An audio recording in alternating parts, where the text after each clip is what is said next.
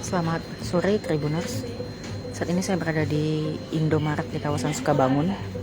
Mulai hari ini pemerintah menetapkan harga minyak goreng itu turun harga 14.000 per liter untuk semua jenis minyak goreng sawit.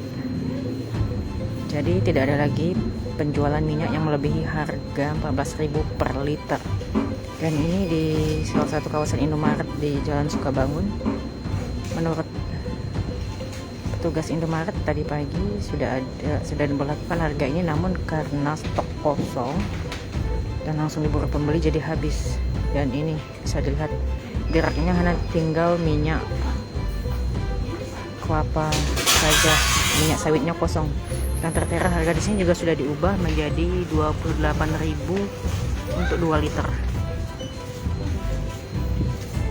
Jadi harganya sudah sesuai dengan yang ditetapkan oleh pemerintah, namun ada harga tapi tidak ada barang. Meskipun harganya turun, namun untuk membatasi pembelian karena diborong oleh salah satu pihak saja, maka Indomaret menetapkan kebijakan bahwa maksimal satu orang pembeli hanya boleh membeli 2 pieces. Itu terserah mau ukuran 1 liter atau 2 liter. Tadi Tribun sudah mengkonfirmasi kepada petugas Indomaret. Dikatakannya bahwa kalau jika malam ini ada minyak goreng yang masuk, maka bisa saja besok akan dipajang lagi dan dijual. Tapi jika tidak ada minyak goreng yang masuk atau stok yang masuk malam ini, maka tidak bisa menjual minyak goreng karena stok di gudang kosong.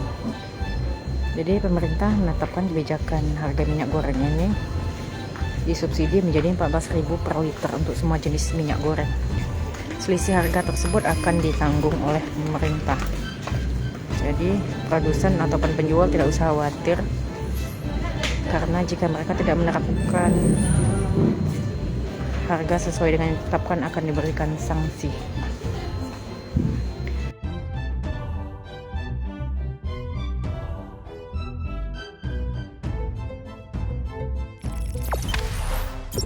Jangan lupa subscribe, share, komen, dan like ya.